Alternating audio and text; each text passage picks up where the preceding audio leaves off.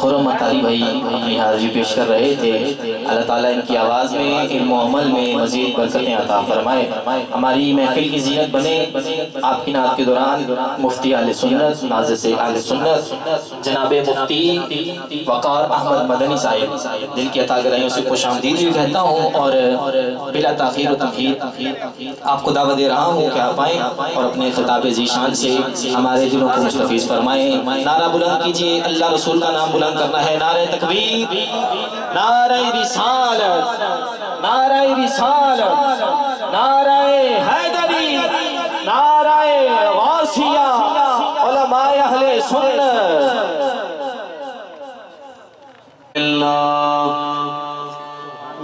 الحمد للہ الذی جعلنا مسلما ومقلدا، مسلما ومقلدا ومحبا ومؤدبا ومعظما ومطیعا، ومطيعا لعباده الذين اصطفى الله نبيا وصديقا،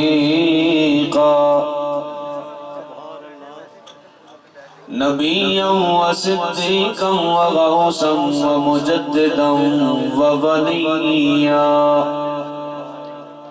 والصلاة والسلام على من يجعل الله لقلوب المؤمنين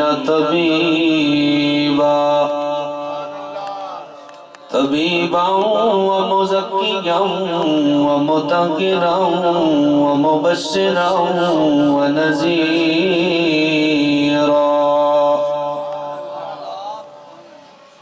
وأقامه الله يوم القيامة للمذنبين شفيعا ومستعينا،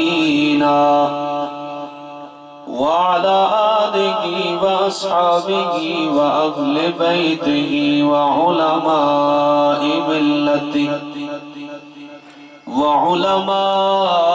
ملته وطلباء سنته جميعا،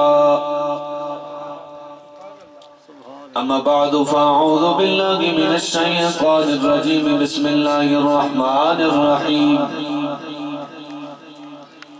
وقضى ربك ألا تعبدوا إلا إياه وبالوالدين إحسانا، وقال الله تعالى في مقام آخر، والذين جاءوا من بعدهم يقولون ربنا اغفر لنا ولإخواننا الذين سبقونا بالإيمان، صدق الله العظيم، ببركة إن الله وملائكته يصلون على النبي يا أيها الذين آمنوا صلوا عليه وسلموا تسليما۔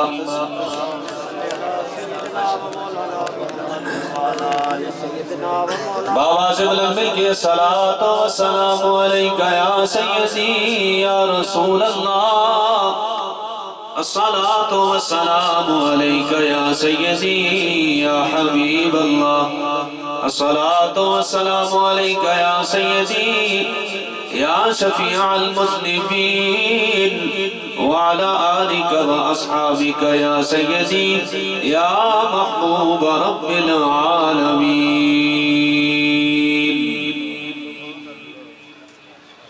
حال دل کس کو سنائے، آپ کے ہوتے ہوئے، حال دل کس کو سنائے، آپ کے ہوتے ہوئے، کیوں کسی کے در پہ جائیں، کیوں کسی کے در پہ جائیں، آپ کے۔ یہ جو شعر ہے یہ ختم نبوت کا پیغام دیتا ہے کہ ہمارے لیے صبح قیامت تک آمنہ کا لال بھی کافی، آمنہ کے لال کا نظام بھی کافی، کسی اور نظام کی طرف جانے کی ضرورت نہیں ہے۔ تو مل کے اظہار کیجئے کہ کیوں کسی کے در پہ جائیں، آپ کے ہوئے حال دل کس کو۔ توجہ طلب شعر ہے کہ میں غلام مصطفیٰ ہوں، یہ میری پہچان ہے، میں غلام مصطفیٰ ہوں، یہ میری پہچان ہے،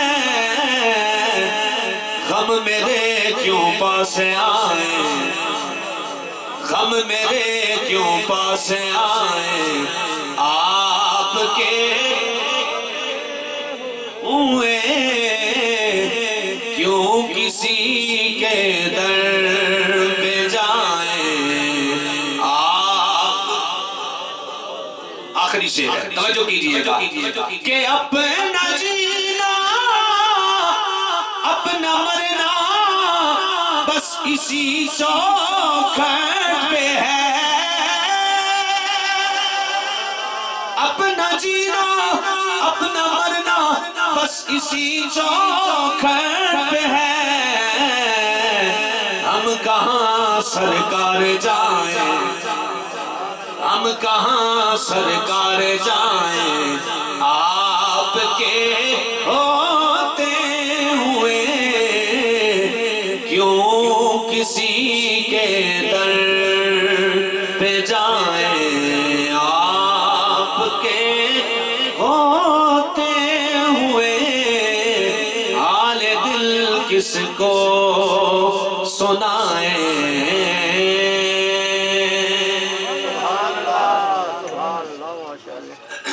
ماشاءاللہ، نعرہ تکبیر، نعرہ رسالت، نعرہ تحقیق، نعرہ حیدری، علماء اہل سنت۔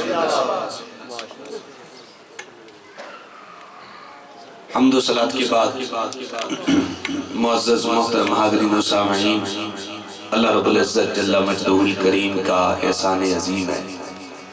مالک کریم جل شانہ نے آج ہم سب کو اس خوبصورت روحانی بزم ایصال ثواب میں حاضر ہو کر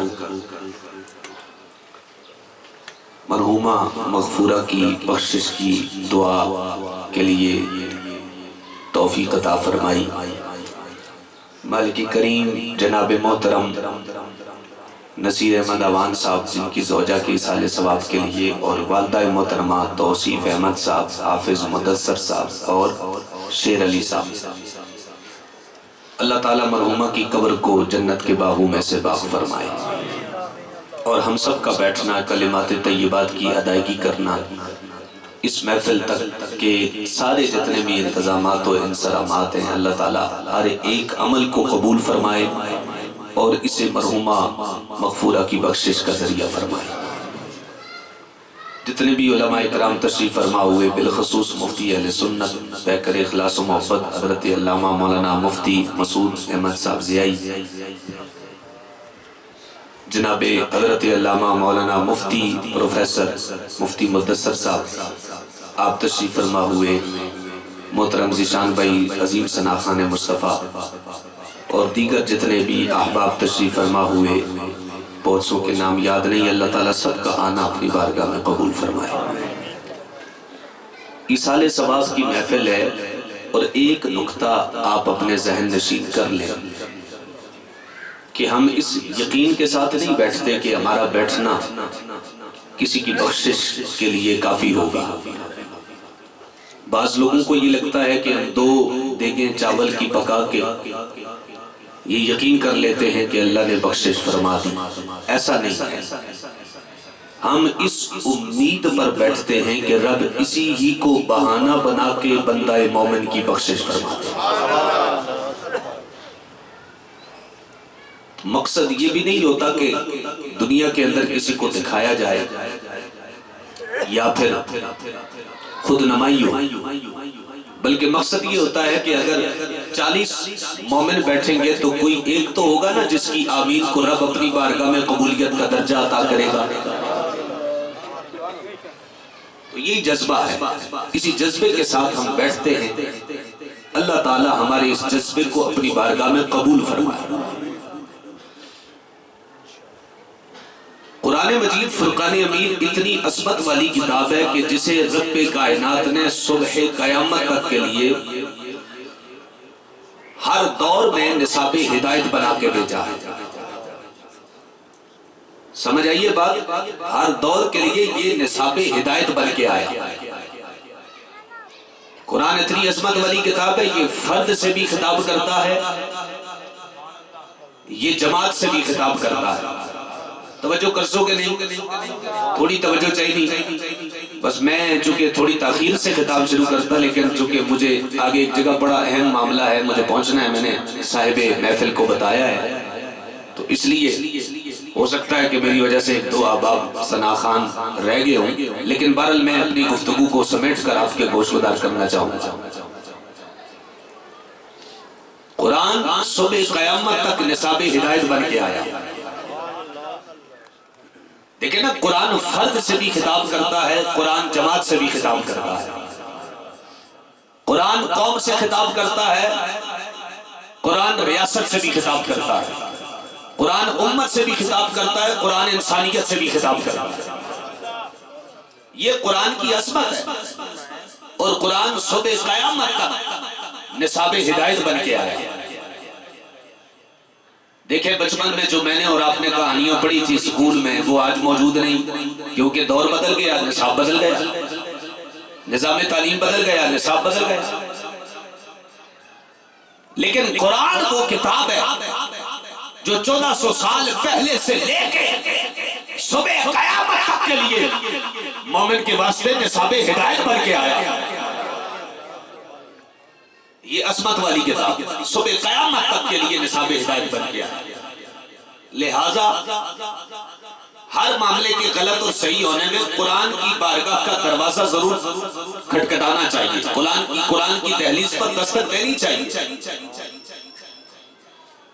اور توجہ کرنی ہے آپ، میں ایک شعر پڑھوں گا مظفر وارثی کا، اور وہ آپ نے سننا ہے توجہ سے، اس میں بہت بڑا اہم پیغام ہے کہ قرآن صبح قیامت تک نصاب ہدایت بن کے آیا ہے۔ مظفر وارثی کیا خوب کہتے ہیں کہ میرا پیمبر عظیم تر ہے، میرا پیمبر عظیم تر ہے،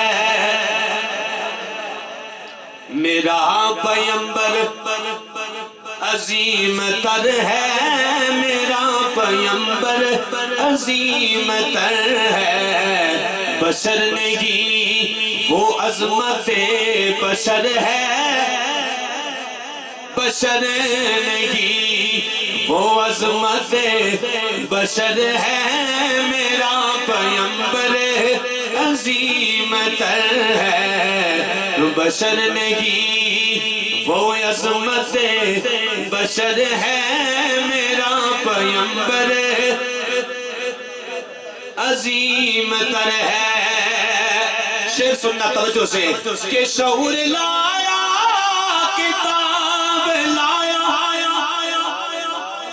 توجہ ہے، شعور لایا کتاب لایا، وہ حشر تک کا نصاب لایا، دیا بھی اس نے نظام کامل، وہ آپ ہی انقلاب لایا، وہ ہر زمانے کا راہبر ہے، وہ ہر زمانے کا راہبر ہے، میرا پیمبر عظیم تر ہے، میرا پیمبر عظیم تر ہے، میرا پیمبر عظیم تر ہے۔ توجہ ہے نا، قرآن مجید فرقان حمید کی دہلیز پر دستک دیتے ہیں اور قرآن سے جا کر پوچھتے ہیں، اے قرآن بتا ہم یہاں ایک اللہ کی بندی کے لیے، ایصال ثواب کے لیے، اس کی بخشش کے لیے بیٹھے ہیں۔ اے قرآن بتا کیا تیرے نزدیک یہ بیٹھنا صحیح ہے یا نہیں؟ سبحان اللہ کہیے، توجہ کیجئے گا، کیونکہ قرآن وہ کتاب ہے جو صبح قیامت تک نصاب ہدایت ہے۔ صحیح اور غلط کا تعین قرآن کرے گا، رب کا فرمان کرے گا یا میرے نبی کا فرمان کرے گا، کیونکہ یہی وہ کتاب ہے جو صبح قیامت تک رب کائنات نے میرے لیے جسے ہدایت بنا کے بھیجا ہے، ہدایت کا مرکز بنا کے بھیجا ہے۔ آئیے اللہ کے قرآن کی طرف چلتے ہیں۔ ماشاءاللہ حضرت تشریف فرما ہو، اللہ تبارک و تعالی بزرگوں کا سایہ ہمارے سروں پر قادر قائم و دائم فرمائے۔ توجہ ہے نا؟ حدیث پاک میں آتا ہے البرکت مع اکابرکم، تمہاری برکت تمہارے بڑوں سے ہے۔ اور ایک بات یہاں چلتے چلتے بتا دوں، حدیث پاک میں آتا ہے جس شخص کا یہ ارادہ ہونا وہ اللہ کی عزت کرے، اللہ کا اکرام کرے، اسے چاہیے کہ کسی سفید بالوں والے بوڑھے کی عزت کرے، سمجھ لے کہ رب کائنات کی بارگاہ کا اکرام کر دیا۔ توجہ فرمائیے گا، آئیے اللہ کے قرآن کی دہلیز پر دستک دیتے ہیں، قرآن سے پوچھتے ہیں۔ رب کائنات جل مجدہ الکریم کے قرآن کی بارگاہ میں چلیے، میرے رب کائنات کا قرآن کہتا ہے والذین جاءوا من بعدهم یقولون ربنا اغفر لنا ولإخواننا الذین سبقونا بالایمان۔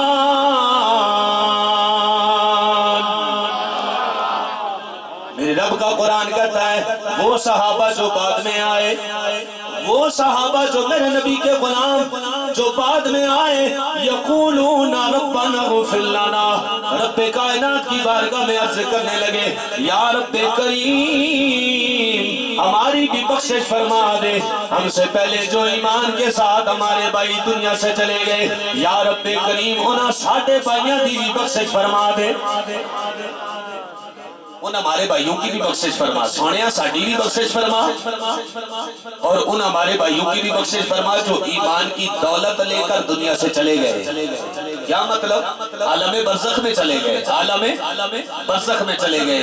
آؤ ذرا توجہ کرنا میرے دوستو، رب کائنات جل مجدہ الکریم کے قرآن کی بارگاہ میں ہم نے جب سوال کیا میرے دوستو، سوال تو پیدا ہوگا نا کہ ایک بندہ دنیا سے چلا گیا، عالم برزخ میں چلا گیا، عالم دنیا سے چلا گیا، عالم برزخ میں چلا گیا، قبر میں چلا گیا، اس یقین کے ساتھ میں نے اور آپ نے اس کو مٹی تلے حوالے کر کے آ گئے، سلیں ڈال دی گئی، بنو مٹی تلے پیش کر دیا، عالم برزخ میں چلا گیا، اعمال نامے بند ہو گئے، دفتر اعمال بند ہو گئے، اب تو لگتا یوں ہے کوئی نیکی بھی اسے کام نہیں آئے گی۔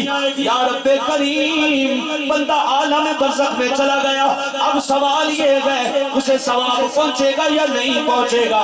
رب کائنات کا قرآن بول اٹھا، رب کا قرآن کہنے لگا آؤ نبی کے غلاموں کی بارگاہ میں چلو، نبی کے غلاموں کی بارگاہ میں چلو، جن کا عمل تمہیں بتائے گا ثواب پہنچتا ہے یا نہیں۔ سوال تو پیدا ہوگا، آج سوال کا جواب رب کے قرآن سے پوچھتے ہیں۔ رب کے قرآن کی دہلیز پہ دستک دی، اے قرآن تو بتا دے، ہم آج بندہ مومن کی بخشش کے لیے بیٹھے ہیں، بندہ تو اس دنیا سے عالم برزخ میں چلا گیا، اس کا نامہ اعمال بند ہو گیا، اعمال نامے بند ہو گئے، دفتر اعمال بند ہو گئے، اب کیا اسے ثواب پہنچے گا یا نہیں؟ قرآن نے بتایا کہاں 1400 سال پہلے نبی کے غلام بھی ایسے ہی بیٹھے تھے، رب کو عمل اتنا پسند آیا، رب نے اسے قرآن کی آیت بنا دیا ہے۔ نعرہ تکبیر، نعرہ رسالت، نعرہ حیدری، علماء اہل سنت۔ توجہ ہے نا؟ رب کو عمل اتنا پسند آیا، کس کا عمل؟ نبی کے صحابہ کا عمل، اور وہ عمل کیا تھا؟ قرآن کہتا ہے وہ صحابہ جو بعد میں آئے اپنے پہلے مومن بھائیوں کے لیے بخشش کی دعا مانگنے لگے۔ رب کو عمل اتنا پسند آیا، رب نے اسے قرآن کی آیت بنا دیا ہے، رب نے اسے قرآن کی آیت بنا دیا. اور توجہ ہے نا, غور کرنا, ایک بات بڑی پتہ کی مجھے اور آپ کو مل گئی. رب نے صحابہ کے عمل کی تائید فرما کر نا صبح قیامت تک کے نبی کے غلاموں کو پیغام پہنچا دیا. قرآن نے تائید کی نا, کون سے عمل کی؟ مرنے والوں کے لیے بخشش کی دعا کی. یقولون ربنا اغفر لنا, وہ کہنے لگے سوڑیا ساڈی بخشش فرما, وَلِإِخْوَانِنَا الَّذِينَ سَبَقُونَا بِالْإِيمَانِ, ہمارے وہ بھائی جو دنیا سے ایمان کی حالت میں چلے گئے. رب کا قرآن صبح قیامت تک مجھے تجھے پیغام دے گیا. صبح قیامت تک جو اپنے مرنے والوں کے لیے بخشش کی دعا مانگے گا, قرآن کی تائید بھی حاصل کرے گا, نبی کے صحابہ کی سنت بھی ادا کرے گا.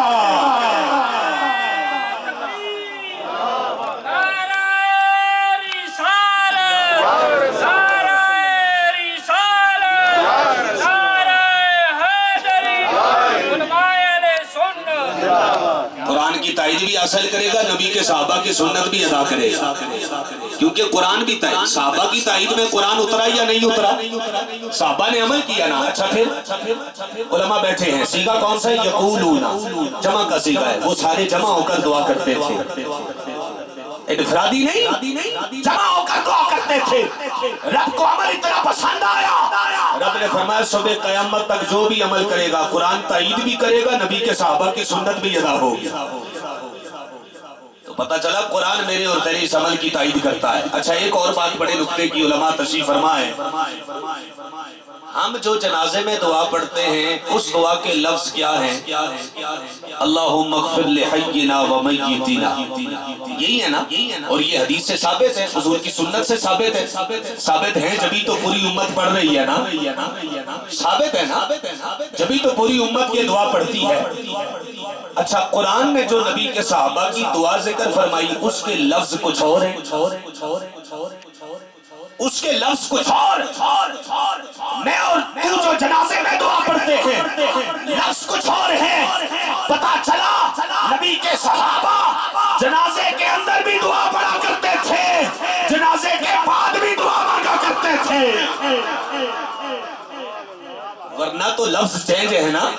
اگر یہ کہا جائے کہ صرف جنازے کی دعا کافی ہے, بعد میں دعا مانگنی نہیں ہے, تو پھر مجھے بتاؤ جو صحابہ نے دعا مانگی جس کا ذکر قرآن نے کیا وہ تو جنازے کی دعا نہیں ہے, وہ تو کوئی اور دعا ہے. پتہ چلا صحابہ جنازے کے اندر بھی دعا مانگتے تھے, جنازے کے بعد بھی دعا مانگتے تھے. اچھا اسے کیوں سمجھ میں نہیں آیا؟ میں نے کہا اس لیے کہ اسے قرآن والا ہی سمجھ نہیں آیا, تو قرآن کیسے سمجھ میں آ جائے گا؟ پھر مجھے کہنے دیجئے جسے قرآن والا سمجھ میں آئے گا, رب کعبہ کی قسم ہے اسے بھی قرآن والا, جسے قرآن والا سمجھ میں آئے گا اسے قرآن بھی سمجھ میں آئے گا. جسے قرآن والا سمجھ میں نہ آئے, رب کعبہ کی قسم ہے اسے قرآن بھی سمجھ میں نہیں آئے گا. جبھی تو مجھے کہنے دیجئے جو سامنے ہے مدینہ تو دیکھتا کیا ہے, جو سامنے ہے مدینہ تو دیکھتا کیا ہے, یہی تو کعبے کا کعبہ ہے, سوچتا کیا ہے. اور میرے حضور کو خود سا سمجھنے والے, میرے حضور کو خود سا سمجھنے والے, ارے تو ان کی ذات کے بارے میں جانتا کیا ہے,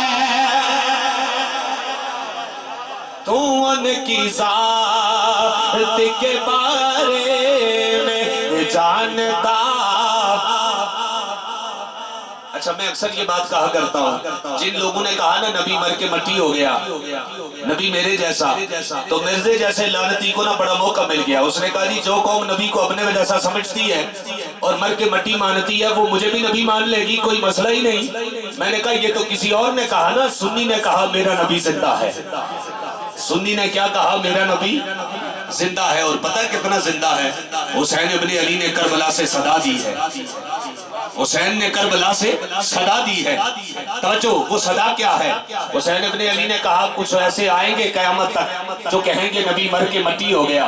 حسین ابن علی ان کا حل کیا ہے؟ فرمایا اگر تمہاری بات ان کے پلے نہ پڑے نا تو گدی سے پکڑ کر حسین ابن علی کی بارگاہ میں کربلا میں لے آنا۔ توجہ ہے نا؟ اے حسین ابن علی لے آئے، اب کیا ہوگا؟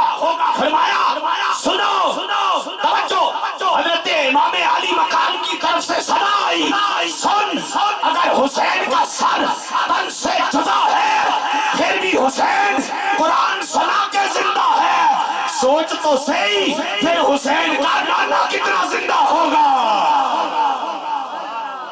حسین کا نانا کتنا زندہ ہوگا۔ مجھے حاجی صاحب نے کہا بھی تھا کہ یہ شعر آپ نے پڑھنا ہے ضرور، تو میں چاہوں گا کہ میں شعر یہ پڑھوں، آپ بابا سے بلند کہیے سبحان اللہ۔ توجہ، حسین پڑھے جو رہا تھا قرآن نیزے پر، حسین پڑھے جو رہا تھا قرآن نیزے پر، یزید سوچ میں گم تھا، یزید سوچ میں گم تھا کہ پھر کٹا کیا ہے، یزید نعرہ رسالت، نعرہ حیدری، علماء اہل سنت۔ آؤ ذرا توجہ کرنا میرے دوستو، رب کائنات جل مجدہ الکریم نے قرآن مجید فرقان حمید میں اعلان فرمایا والذین جاؤوا من بعدهم یقولون ربنا اغفر لنا ولإخواننا الذین سبقونا بالایمان۔ رب کائنات نے قرآن میں فرمایا وہ صحابہ جو بعد میں آئے پہلے مرنے والوں کے لیے بخشش کی دعا مانگنے لگے، سونیا ربا انہوں نے دعا کریے، فرمایا وہ کہنے لگے یا رب کریم ہماری بھی بخشش فرما دے، ہم سے پہلے جو ایمان والے ہمارے بھائی دنیا سے چلے گئے انہوں نے بھی بخشش فرما دے۔ رب کعبہ کی قسم ہے قرآن نے میری تیری تربیت فرما دی، فرمایا صبح قیامت تک جو بندہ بھی مرنے والوں کے لیے بخشش کی دعا مانگے گا رب کا قرآن تائید بھی کرے گا، میرے نبی کے صحابہ کی سنت بھی ادا ہوتی رہے گی۔ قرآن مجھے اور آپ کو یہ تربیت کر رہا ہے، اللہ اکبر۔ آؤ ذرا توجہ کرنا میرے دوستو، رب کائنات جل مجدہ الکریم نے قرآن مجید فرقان حمید میں ارشاد فرمایا وَقَضَىٰ رَبُّكَ أَلَّا تَعْبُدُوا إِلَّا إِيَّاهُ وَبِالْوَالِدَيْنِ إِحْسَانًا۔ تیرے رب نے فیصلہ کر لیا عبادت نہ کرو مگر اسی کی، وہی عبادت کے لائق، وہی تیرے میرے سجدوں کے لائق۔ رب کائنات کا قرآن کہتا ہے وَبِالْوَالِدَيْنِ إِحْسَانًا، اس کے بعد سب سے پہلا حکم تمہارے لیے فرمایا ماں باپ سے اس نے سلوک کرو۔ رب کائنات کے قرآن نے مزید آگے تفصیل بیان فرما دی، فرمایا إِمَّا يَبْلُغَنَّ عِندَكَ الْكِبَرَ أَحَدُهُمَا أَوْ كِلَاهُمَا فَلَا تَقُل لَّهُمَا أُفٍّ۔ قرآن کہتا ہے اگر وہ دونوں یا ان دونوں میں سے کوئی ایک بڑھاپے کے عالم میں پہنچ جائیں، رب کا قرآن کہتا ہے فَلَا تَقُل لَّهُمَا أُفٍّ، تمہیں ان کے سامنے اف کہنے کی اجازت نہیں، تمہیں اف کہنے کی اجازت نہیں ہے۔ میرے دوستو ماں باپ کا دربار کتنا مقدس، ماں باپ کے دربار کا تقدس کتنا، ماں باپ کے دربار کی شان کتنی ہے جس کی شان بیان کرنے کے لیے رب کا قرآن نازل ہو گیا۔ رب کا قرآن ماں باپ کے دربار کی عزت اور حرمت بیان کرتا ہے۔ میرے دوستو پہلی عزت اور پہلی تکریم رب کا قرآن کہتا ہے فَلَا تَقُل لَّهُمَا أُفٍّ، ان کے سامنے تمہیں اف کہنے کی اجازت نہیں۔ بڑی تحقیق کی بات آپ کے گوش گزار کرنے چلا ہوں، میرے دوستو غور کرنا نا، رب کا قرآن کہتا ہے تمہیں ان کے سامنے اف کہنے کی اجازت نہیں۔ آج کل کا نوجوان آفس میں جا کر سر کہہ کر زبان ٹیڑھی کر لیتا ہے، اپنے بوس کے سامنے سر کہہ کر زبان ٹیڑھی کر لیتا ہے، لیکن ماں باپ کو گھر میں آ کر جھڑکیاں دیتا ہے۔ نا نا نا، رب کعبہ کی قسم ہے جب تک یہ بوڑھے ماں باپ تیرے لیے ہاتھ نہیں اٹھائیں گے تیرے مقدر کے دروازے بھی نہیں کھلیں گے۔ کے دروازے بھی تب کھلیں گے جب یہ بوڑھے گھر کی چار دیواری میں بیٹھ کر تیرے لیے اپنا ہاتھ رب کی بارگاہ میں اٹھائیں گے. میاں صاحب کہتے ہیں باپ مرے سر ننگا گوندا تے پائی مرے کنڈ خالی ماں باج محمد بخشا کون کرے رکھوالی. آؤ ذرا توجہ کرنا میرے دوستو. رب کائنات کا قرآن کہتا ہے فلا تقل لهما اف. تمہیں ماں باپ کے دربار میں اف کہنے کی اجازت نہیں. میرے دوستو توجہ کرنا نا. شاگرد استاد کے دربار میں اف کہہ دے گناہ کبیرہ نہیں. کل بڑی توجہ دینا سننی ہے. ماں باپ کے دربار کی شان کیا ہے؟ شاگرد اپنے استاد کے دربار کہہ دے گناہ کبیرہ نہیں. غلام آقا کے دربار میں اف کہہ دے گناہ کبیرہ نہیں. مرید اپنے پیر کے دربار میں اف کہہ دے گناہ کبیرہ نہیں. محکوم حاکم کے دربار میں اف کہہ دے گناہ کبیرہ نہیں. غلام آقا کی دربار میں اف کہہ دے گناہ کبیرہ نہیں. وزیر بادشاہ کے دربار میں اف کہہ دے گناہ کبیرہ نہیں. ماں باپ کے دربار کا تقدس اتنا ہے کہ اف کہہ دیا تو گناہ کبیرہ لکھا جائے گا. اور عظمت اتنی ہے کہ چہرے کا دیدار کر لو گے حج بیت اللہ لکھا جائے گا. جو ہے دربار کے تقدس کی شان دیکھیے. تقدس اتنا اف کہہ دیا تو گناہ کبیرہ لکھا جائے گا. اور عظمت اتنی ہے کہ چہرے کا دیدار کر لو گے نا حج بیت اللہ لکھا جائے گا. کیا لکھا جائے گا؟ حج بیت اللہ لکھا جائے گا. اس لیے آج کل کا پڑھا لکھا نوجوان جو ماں باپ کو پینڈو سمجھتا ہے نا وہ آ جائے پلٹ کے ساری دنیا کے آغوشوں سے نکل کر ماں باپ کی آغوش میں آ جائے. خدا کی قسم جو ماں باپ کی آغوش میں اسے محبت اور پیار ملے گا دنیا میں کہیں اور نہیں ملے گا. شہر میں آ کر پڑھنے والے بھول گئے کس کی ماں نے کتنا زیور بیچا تھا. شہر میں آ کر پڑھنے والے آج کل کا نوجوان جب پڑھ لکھ جاتا ہے نا کہتا ہے ابا جی تسی پینڈو ہو. میں کیا خدا دی قسم ہے یہ پینڈو جب تک ہاتھ نہیں اٹھائے گا تیرے مقدر کے دروازے نہیں کھلیں گے.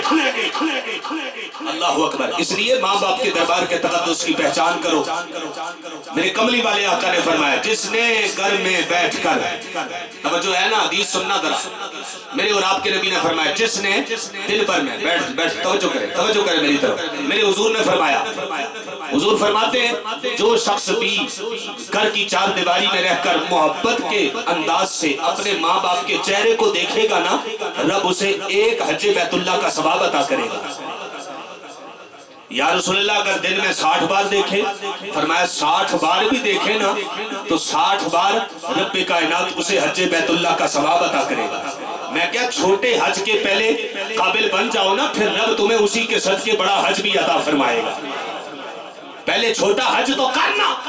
گھر کی چار دیواری میں تجھے حج کی توفیق نہیں اور جسے گھر کی چار دیواری میں حج کی توفیق نہ ہو رب اسے کعبے جانے کی توفیق بھی نہیں دیتا. اگر گھر کی چار دیواری میں چھوٹا حج کرے گا نا تب تجھے رب بڑے حج کی بھی توفیق عطا کرے گا. تجھ پر رب اپنا کرم فرمائے گا. سونیا اگر کوئی بندہ دل میں 100 بار اپنے ماں باپ کو محبت کی نظر سے دیکھے حضور فرماتے ہیں 100 بار تو کیا دن کے 360 پہر میں 24 گھنٹے کے 360 پہر میں اور پہر میں اگر کوئی بندہ ماں باپ کو محبت کی نظر سے دیکھے رب اسے 360 پہر میں 360 حج بیت اللہ کا ثواب عطا کرے گا. یہ میرے مصطفیٰ کا دین ہے. یہ مصطفیٰ کا دین ہے میرے دوستو. اس لیے بہت بڑی باتیں ہیں احادیث مبارکہ بڑی پڑی ہیں. خدا کی قسم ہے کملی والے آقا. اور ایک بات یہاں بتا دوں آپ کو اگرچہ صاحب خانہ میں جو بچے ہیں ان کی والدہ دنیا سے تشریف فرما ہو گئی اللہ تعالیٰ انہیں صبر جمیل عطا کرے. جن کی مائیں زندہ ہیں نا وہ ان کی آغوش میں آ جائیں. خدا کی قسم دنیا کے ہر مسئلے کا حل ماں کی آغوش میں ہے. دعا کرواؤ نا. خدا کی قسم ہے خدا کی قسم ہے اگر ماں باپ آپ کے لیے محبت کی نظر سے دعا کریں گے تو یقیناً رب کائنات تمہارے حق میں ہر فیصلے کو اپنی بارگاہ میں قبول فرمائے گا. جو بھی تیرے حق میں بہتر ہوگا رب اسے اپنی بارگاہ میں قبولیت کا درجہ عطا کرے گا۔ توجہ کیجئے گا میرے دوستو، ایک صحابی میرے نبی کی بارگاہ میں حاضر ہوئے، یہ روایت بیان کر کے بس اصلاحاً 4 باتیں میں نے عرض کرنی ہے اور بات کو اختتام کی طرف لے کر چلیں گے۔ توجہ کیجئے گا، میرے کملی والے آقا صلی اللہ علیہ وسلم کی بارگاہ میں ایک صحابی حاضر ہوئے، لیکن ایک بات یہاں پہ میں امام اہل سنت مجدد دین و ملت پروانہ شمع رسالت الشاہ امام احمد رضا خان فاضل بریلی کی تحقیق شدہ بات میں آپ کے گوش گزار کرنا چاہوں گا۔ باواز بلند کہیے سبحان اللہ۔ میرے امام کہتے ہیں ساری احادیث کا نچوڑ یہ ہے، وہ نچوڑ کیا ہے؟ سینہ کھول کے جگہ بنانے کے لیے ذرا سبحان اللہ کہیے نا۔ وہ نچوڑ کیا ہے احادیث کا؟ آپ فرماتے ہیں سنوے، ماں کی خدمت زیادہ ہے، باپ کی تعظیم زیادہ ہے۔ ماں کی خدمت زیادہ ہے، باپ کی تعظیم زیادہ ہے، اس لیے کہ صرف تیرا باپ تیرا ہی حاکم نہیں، تیری ماں کا بھی حاکم ہے۔ اس لیے ماں باپ دونوں کی قدر کیا کرو۔ نعت خان بھی ایسے ہیں جن کو صرف ماں کی شان میں کلام یاد ہے، باپ کی شان میں زہ نصیب کوئی پڑھنا چاہے اور بوسوں کو تو یاد ہی نہیں ہوتا۔ اللہ تعالی ہم سب کو ترازو برقرار رکھنے کی توفیق عطا کرے، میزان قائم کرنے کی توفیق عطا فرمائے۔ آؤ ذرا توجہ کرنا میرے دوستو، میرے کملی والے آقا صلی اللہ علیہ وسلم کی بارگاہ میں صحابی حاضر ہوئے نے، عرض کر دینے یا رسول اللہ صلی اللہ علیہ وسلم، آپ کی بارگاہ دے اندر ایک معاملہ پیش آ گیا، آپ کی بارگاہ میں پیش کرنا چاہوں گا۔ میرے اور آپ کے نبی کریم نے فرمایا کون سا معاملہ تجھے پیش آ گیا؟ یا رسول اللہ تپتے ہوئے صحرا میں، تپتے ہوئے صحرا میں، جس تپتے ہوئے صحرا پر اگر کچا گوشت رکھا جائے جل کر کباب بن جائے، یا رسول اللہ اتنا تپتا ہوا صحرا ہے، میں 6 میل تک اپنی ماں کو کندھوں پہ اٹھا کے چلا، میرے پاؤں میں جوتا نہیں ہے، یا رسول اللہ 6 میل تک میں نے اپنی ماں کو کندھوں پہ اٹھا کے سفر کیا، یا رسول اللہ کیا میں نے اپنی ماں کا حق ادا کر دیا؟ میرے کملی والے آقا نے فرمایا اس ذات کی قسم جس نے محمد کو نبی بنا کر بھیجا، ابھی تو ایک جھٹکے کا کفارہ بھی ادا نہیں ہوا جو تیری پیدائش کے وقت تیری ماں نے سہا تھا، تیری ماں کو وہ جھٹکا لگا تھا، ابھی تک اس ایک جھٹکے کا کفارہ بھی ادا نہیں ہوا جو تیری ماں نے تیری پیدائش کے وقت سہا تھا۔ غور فرمائیے ماں کی عظمت اور والدین کی عظمت کس قدر میرے اور آپ کے دین میں رب کائنات کے پیارے نبی نے بیان فرمائی ہے۔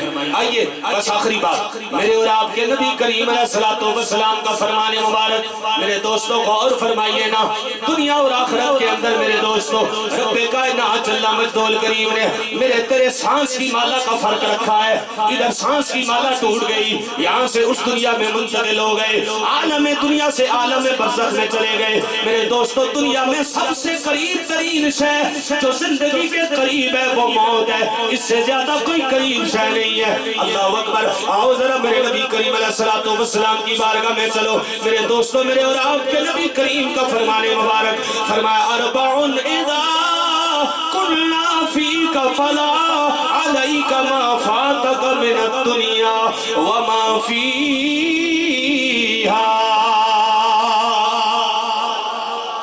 میرے نبی کریم علیہ السلام نے فرمایا 4 چیزیں اگر بندہ مومن تیرے دامن میں آ گئی، 4 چیزیں اگر تیرے پلے میں آ گئی، سونیا پھر کیا ہوگا؟ فرمایا میں ضمانت دیتا ہوں دنیا ساری تجھ سے روٹھ بھی جائے تیرا نقصان نہیں ہے، کیونکہ دنیا کا مالک تجھ سے راضی رہے گا۔ 4 چیزیں اگر تیرے پلے میں آ گئی نا، دنیا ساری تجھ سے روٹھ بھی جائے تیرا نقصان ہے، تیرا نقصان نہیں ہے، کیونکہ دنیا کا مالک تجھ سے راضی رہے گا۔ ضمانت کون دے رہا ہے؟ میرے اور آپ کے نبی کریم نے ضمانت دی ہے، اتنی پکی ضمانت، اتنی پکی ضمانت میرے دوستو، نبی کریم علیہ الصلوۃ والسلام کی ضمانت کتنی پکی۔ میرے کملی والے آقا نے فرمایا 4 چیزیں اگر تیرے دامن میں آ گئی، دنیا ساری تجھ سے روٹھ بھی جائے تیرا نقصان نہیں ہے، کیونکہ دنیا کا مالک تجھ سے راضی رہے گا۔ کتنی پکی ضمانت میرے کملی والے آقا کی، اتنی پکی ضمانت کہ حضرت مولا علی کرم اللہ تعالی وجہ الکریم سے کسی نے پوچھا اے علی رات کو سوتے ہو کبھی صبح اٹھنے کا یقین ہوا یا نہیں؟ اے علی رات کو سوتے ہو کبھی صبح اٹھنے کا یقین ہوا یا نہیں؟ فرمایا کبھی یقین نہیں ہوا، پر ایک رات کو علی کو یقین ہو گیا آج کی رات علی مرے گا نہیں۔ پوچھا علی وہ کون سی رات ہے؟ فرمایا جس رات کو نبی کریم علیہ السلام ہجرت کی طرف روانہ ہوئے مدینہ طیبہ کی طرف، جناب سیدنا صدیق اکبر آپ کے ہمراہ ہیں، مجھے میرے نبی نے حکم فرمایا علی میرے بستر پر سو جانا، صبح مکے والوں کی امانتیں واپس کر کے تم بھی مدینے آ جانا۔ فرمایا علی کو یقین ہو گیا آج کی رات علی مرے گا نہیں، کیونکہ زندگی کی ضمانت کملی والے نے دے دی ہے۔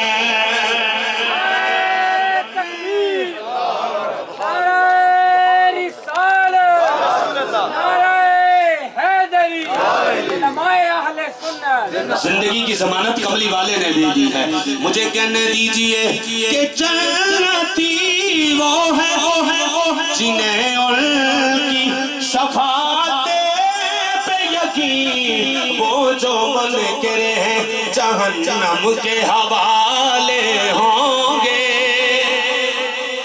وہ جو منکر ہیں جہنم کے ہوں گے۔ میرے نبی کریم علیہ السلام نے فرمایا چار چیزیں اگر پلے باندھ لو نا، میں تمہیں ضمانت دیتا ہوں دنیا ساری روٹھ بھی جائے نا تیرا نقصان نہیں ہے، کیونکہ دنیا کا مالک تجھ سے راضی رہے گا۔ وہ چار چیزیں پتہ ہے کون سی ہیں؟ بڑی اہم چیزیں ہیں، ان کو پلے باندھنے کی ضرورت ہے۔ مالک کریم ان چاروں چیزوں پر ہمیں عمل کی توفیق عطا فرمائے۔ آؤ وہ سنتے ہیں میرے نبی کی بارگاہ سے وہ چار چیزیں کون سی ہیں۔ آؤ ذرا توجہ کرنا میرے دوستو، رب کائنات کے پیارے نبی کریم علیہ السلام نے فرمایا اے میرے غلاموں چار چیزیں اگر تیرے دامن میں آ گئی، چار چیزیں اگر تیرے پلے میں آ گئی، دنیا ساری تجھ سے روٹھ بھی جائے تیرا نقصان نہیں ہے، کیونکہ دنیا کا مالک تجھ سے راضی رہے گا۔ یا رسول اللہ وہ چار چیزوں میں پہلی چیز کون سی ہے؟ میرے کملی والے آقا نے فرمایا حفظ و امانت، امانت کی حفاظت کرنا۔ رب کائنات نے تجھے تیرا دین بھی امانت کے طور پر قرآن مجید فرقان حمید کملی والے آقا کی غلامی کا پٹا تجھے امانت کے طور پر دیا، اسے کبھی خیانت سے نہ دیکھنا، کبھی خیانت نہ کرنا، بددیانتی نہ کرنا، خیانت نہ کرنا، ہمیشہ اس کا امین بنے رہنا۔ دنیا ساری تجھ سے روٹھ بھی جائے تیرا نقصان نہیں ہے، کیونکہ دنیا کا مالک تجھ سے راضی رہے گا۔ دنیا کا مالک تجھ سے راضی رہے گا۔ میاں صاحب کہنے ہیں لکھ کروڑ یا ساتھی جنگ، لکھ کروڑ ساتھی جنگ خاک ہوئے اس جائی، جے جگ ہوئے نہ ہوئے تھے اے پروانہ کائی۔ غور کرنا میرے دوستوں، میرے کملی والے آقا نے دوسرا ارشاد فرمایا دوسری چیز اگر تیرے پلے میں آ گئی سونیا کون سی چیز ہے؟ فرمایا صدق و حدیث، بات کا سچا ہونا، سچ کا دامن تھام لے، ہمیشہ سچائی کا دامن تھام لے، کبھی جھوٹ کا سہارا نہ لینا، حق و صداقت کی گفتگو کرتے رہنا، سچ بولتے بولتے اگر دنیا تجھ سے روٹھ بھی جائے تیرا نقصان نہیں ہے، کیونکہ دنیا کا مالک تجھ سے راضی رہے گا۔